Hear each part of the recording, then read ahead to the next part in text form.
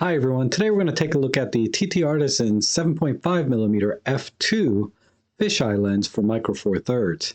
Now full disclosure, TTArtisans did send this lens out to me for free in exchange for review, but as always, everything will be my own observations and opinions, and they haven't seen this video before I publish it. So with that out of the way, let's get started.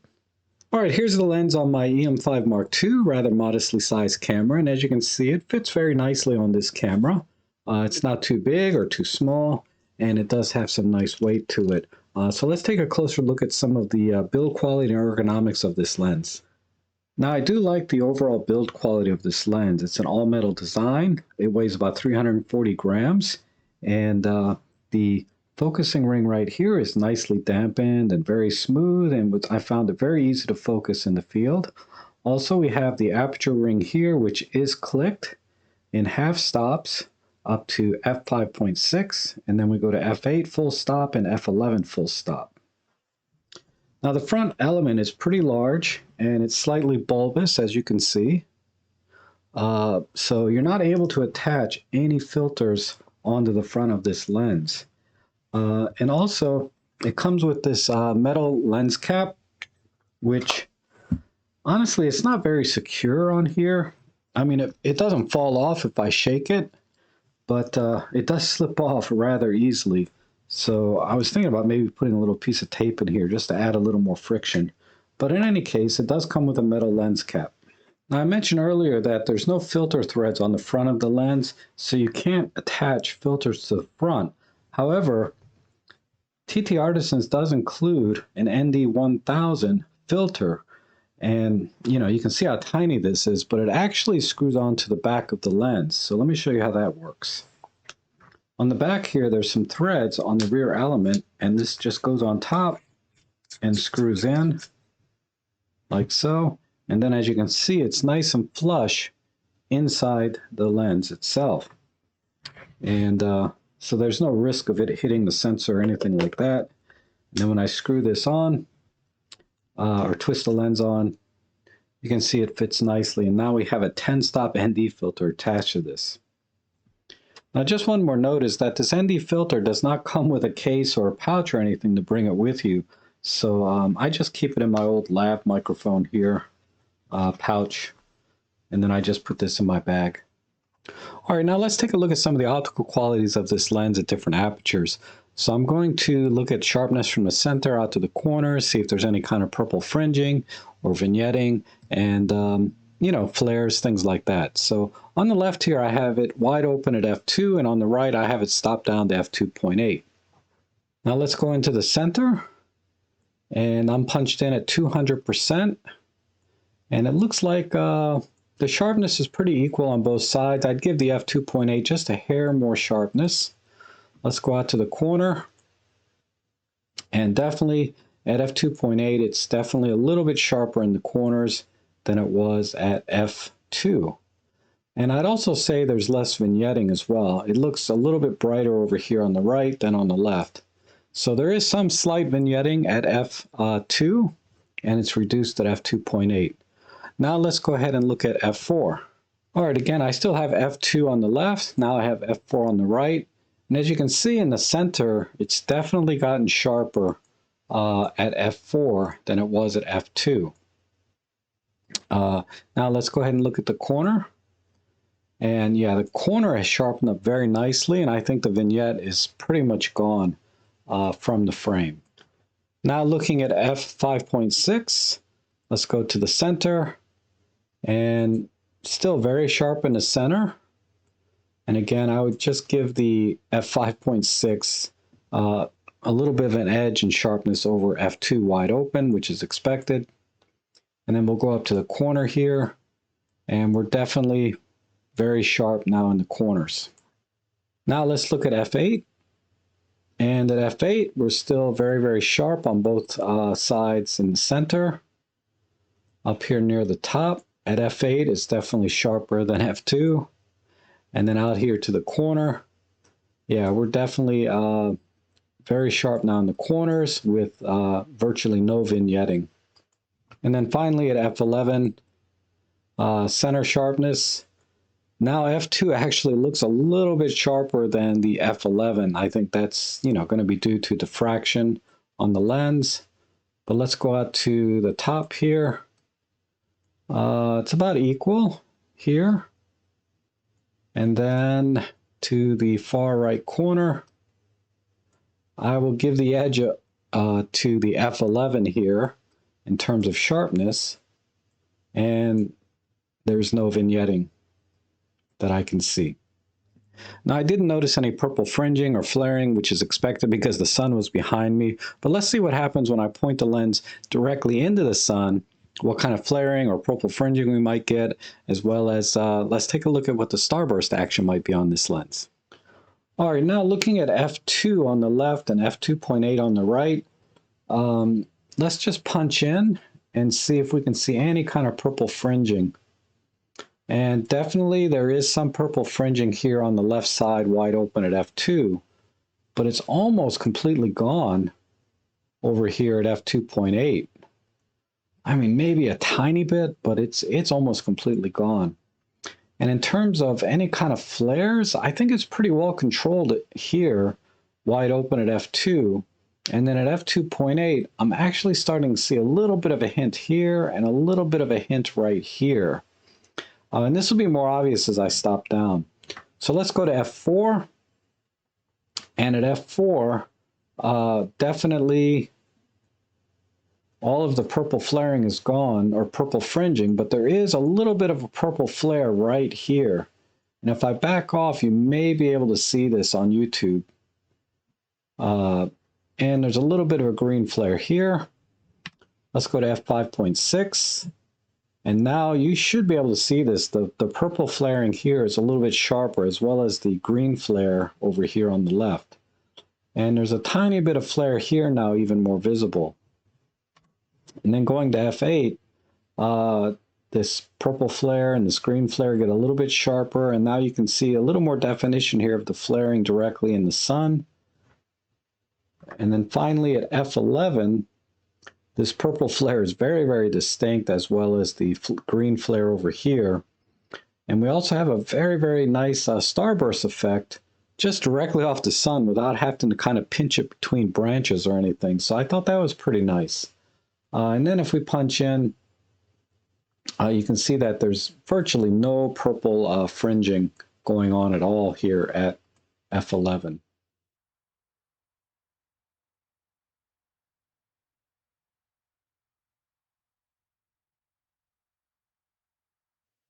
So as you can see, I think the flaring was very well controlled, even in direct sunlight. It's certainly, I've seen much worse, particularly with my Panasonic 7 to 14mm f4 rectilinear lens, but it's not too far off from my Olympus 8mm Fisheye Pro lens, which is an f1.8. So with that said, how does this lens compare in terms of sharpness and flaring against the 8mm Fisheye Pro from Olympus? Let's just take a quick look. All right, so let's just take a look at f5.6 between these two lenses. And on the left here, I have the Olympus 8mm Pro, and on the right, I have the TTArtisan 7.5mm. And you can see on the Olympus lens, there's no purple flaring right here. However, both lenses do exhibit a little bit of green flaring right here. On the Olympus, it's about right here. And on the TTArtisans, you can see the green flare is down here.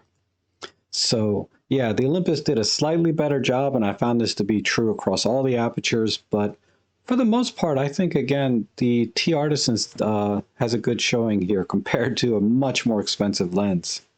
All right, now let's look at the sharpness between the two lenses, and there's an obvious difference in field of view. The 8mm fisheye is much wider than actually the 7.5mm from TTArtisans, and I'll talk about that in the next section.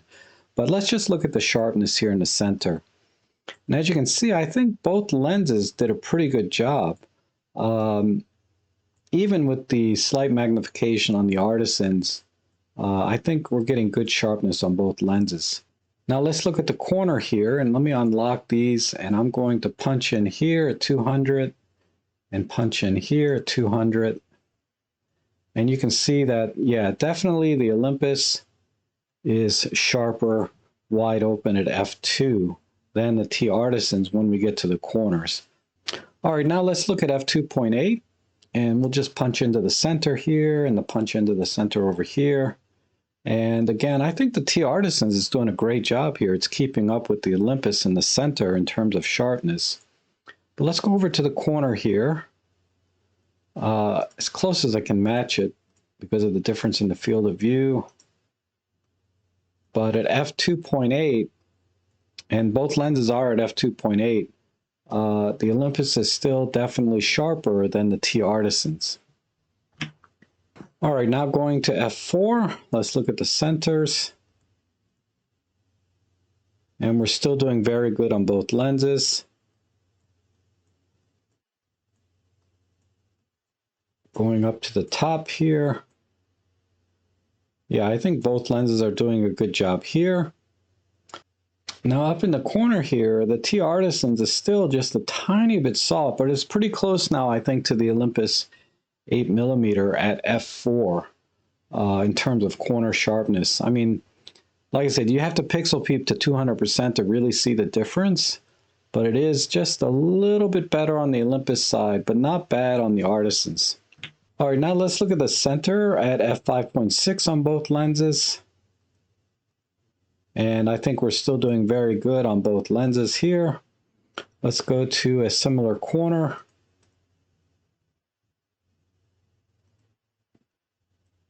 And at f5.6, again, I think this is as good as we're going to get out of the TTArtisans versus the Olympus. It's very, very close.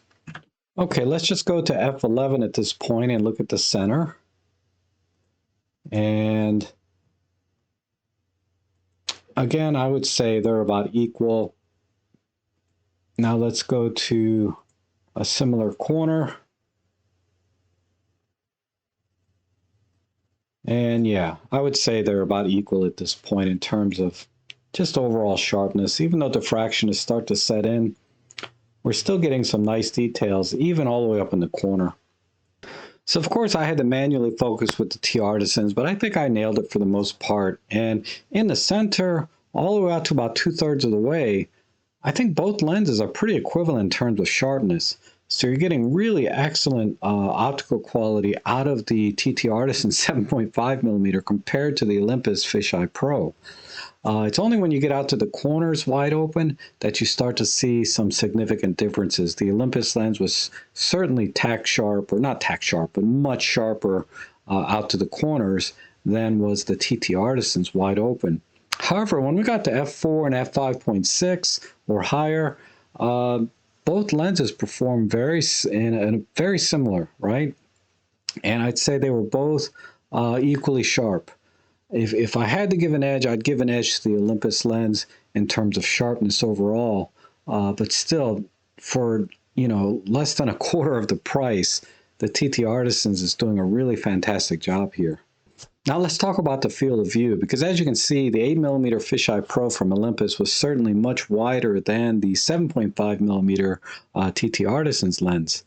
And I think that can be attributed to the TTArtisans lens was originally designed for APS-C size sensors.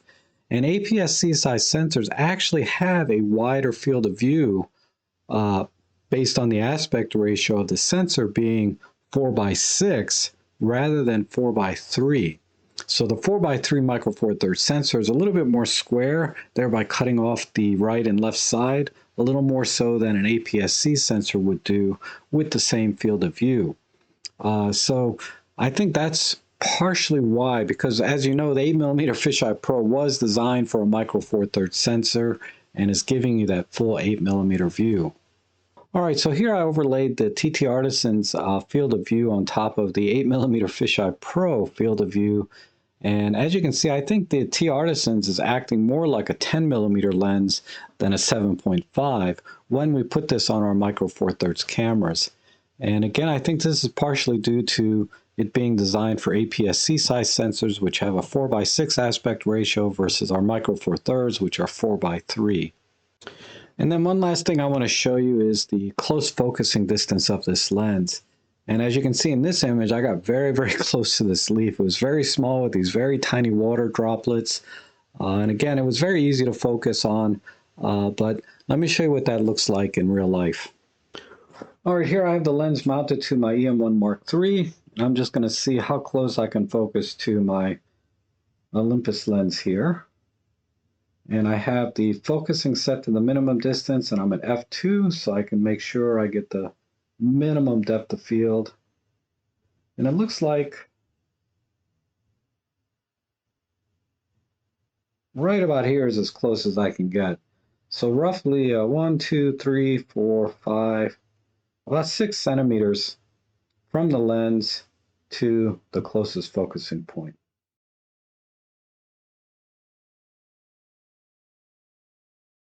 All right, now let's look at some real life images that I took using this lens. I took it out on a couple of photo walks and I did vlog those. So if you want to watch the vlogs that I did using this lens, you can go to the episodes, I think 336 and 337. But in any case, I really had a lot of fun using this lens and it was very easy to focus. This image here is at f4 and you can see maybe just a tiny bit of green flare here. But overall, I think this is really, the lens did a beautiful job. And if I punch in here, you can see really, really good detail. I'm sure this is processed just a little bit, but in any case, I was really happy with this image. Here's another image I did. Again, I'm at f4, and you know, I didn't do any cropping or anything. And as you can see, the field of view or the distortion is not too bad. Really, I mean, there is some fisheye distortion here, but it's moderated quite a bit or mitigated quite a bit. And here's another shot I did, and she just walked into the frame very quickly, and this gives you an idea of if once you get the hang of it, you can very quickly focus with this lens. The focusing ring is just right for me anyway, and I was able to focus on her very quickly. Here's another shot, same thing. She moved over again, and I think I nailed focus. And here's a shot. This is actually at f2, and this will give you an idea of the close focusing. I was probably less than a couple of inches from this leaf. Again, at I'm at f2, and you know the bokeh is not bad. It's a little busy, but it's not bad here. And here's one I did using the ND filter. I attached it, and this is roughly, I believe this is a 30-second exposure. And, you know, the ND filter, I don't think took anything away from the quality of the focus or sharpness. And I think it did a really beautiful job.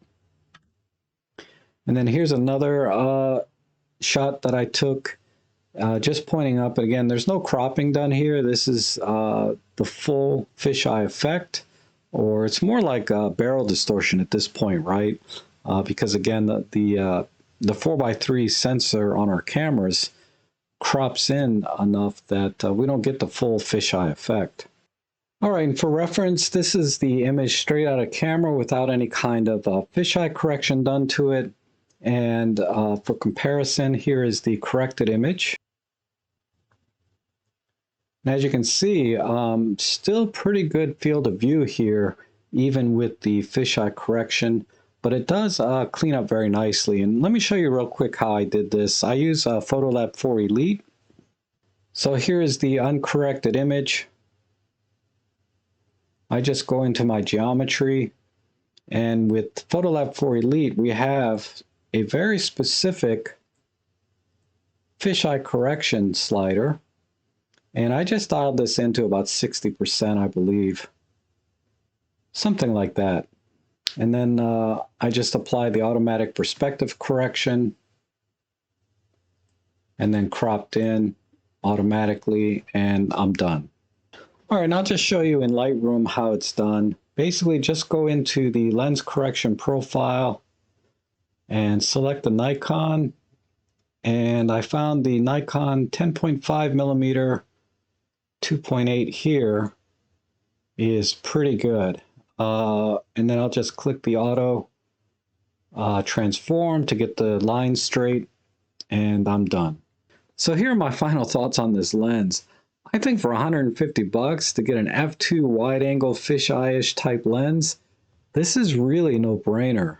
I mean, it's very fast for low-light photography. I didn't even test this for astrophotography, which I'm sure it would do great at. But you know, for landscapes, for close-ups, for just sprinkling your portfolio a little bit with some fisheye lenses at events and things, this is really a lot of fun, this lens. And I certainly enjoyed using it the last couple of weeks on my photo walks and things. And if I didn't already have the 8mm fisheye pro lens, I would definitely buy this lens with my own money. But in any case, if you like this lens, I have the manufacturer's links down below that you can check out. I appreciate you guys watching. If you have any questions or comments, just leave them down below. But either way, I appreciate you guys watching, and hopefully we'll see you again soon.